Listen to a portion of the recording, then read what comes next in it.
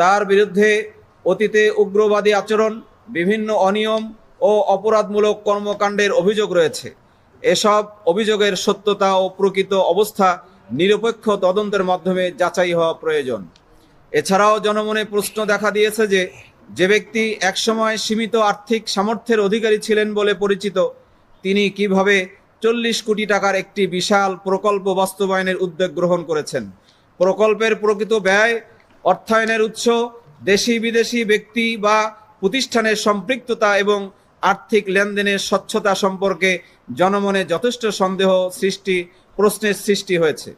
স্থানীয়ভাবে আরও আলোচনা রয়েছে যে ভারতীয় হাই কমিশন ব্যক্তি ও প্রতিষ্ঠানের ব্যাংক হিসাব, সম্পদের উৎস, আর্থিক লেনদেন সংক্রান্ত তথ্যাদি আইনানুগভাবে তদন্ত ও নিরীক্ষার আওতায় আনা হোক।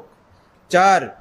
কোনো বিদেশি রাষ্ট্র, সংস্থা বা ব্যক্তির প্রত্যক্ষ বা পরোক্ষ অর্থায়ন, প্রভাব বা সম্পৃক্ততা রয়েছে কি না তা গোয়েন্দা সংস্থা ও সংশ্লিষ্ট কর্তৃপক্ষের মাধ্যমে যাচাই করা হোক। 5. প্রকল্পটিকে কেন্দ্র করে দেশের সার্বভৌমত্ব, জাতীয় নিরাপত্তা, সামাজিক স্থিতিশীলতা ও সাম্প্রদায়িক সম্প্রীতির জন্য কোনো ঝুঁকি রয়েছে কিনা তা বিশেষভাবে তদন্ত করা হোক। 6. সংশ্লিষ্ট ব্যক্তি বা গোষ্ঠীর বিরুদ্ধে পরিচালিত অভিযোগসমূহ নিরপেক্ষভাবে তদন্ত করে প্রমাণিত হলে তার বিরুদ্ধে অতীতে উগ্রবাদী আচরণ, বিভিন্ন অনিয়ম ও অপরাধমূলক কর্মকাণ্ডের অভিযোগ রয়েছে। এসব অভিযোগের সত্যতা ও প্রকৃত অবস্থা নিরপেক্ষ তদন্তের মাধ্যমে যাচাই হওয়া প্রয়োজন। এছাড়াও জনমনে প্রশ্ন দেখা দিয়েছে যে যে ব্যক্তি একসময় সীমিত আর্থিক সামর্থ্যের অধিকারী ছিলেন বলে পরিচিত, তিনি কিভাবে 40 কোটি টাকার একটি বিশাল প্রকল্প বাস্তবায়নের উদ্যোগ গ্রহণ করেছেন। প্রকল্পের প্রকৃত ব্যয়, অর্থায়নের উৎস, দেশি বিদেশি ব্যক্তি বা প্রতিষ্ঠানের সম্পৃক্ততা এবং আর্থিক লেনদেনের স্বচ্ছতা সম্পর্কে জনমনে যথেষ্ট প্রশ্নের সৃষ্টি হয়েছে।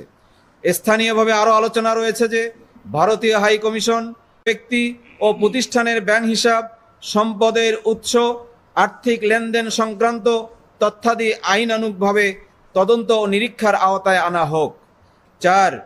কোনো বিদেশি রাষ্ট্র, সংস্থা বা ব্যক্তির প্রত্যক্ষ বা পরোক্ষ অর্থায়ন, প্রভাব বা সম্পৃক্ততা রয়েছে কি না তা গোয়েন্দা সংস্থা ও সংশ্লিষ্ট কর্তৃপক্ষের মাধ্যমে যাচাই করা হোক। 5. প্রকল্পটিকে কেন্দ্র করে দেশের সার্বভৌমত্ব, জাতীয় নিরাপত্তা, সামাজিক স্থিতিশীলতা ও সাম্প্রদায়িক সম্প্রীতির জন্য কোনো ঝুঁকি রয়েছে কিনা তা বিশেষভাবে তদন্ত করা হোক। 6. সংশ্লিষ্ট ব্যক্তি বা গোষ্ঠীর বিরুদ্ধে পরিচালিত অভিযোগসমূহ নিরপেক্ষভাবে তদন্ত করে প্রমাণিত হলে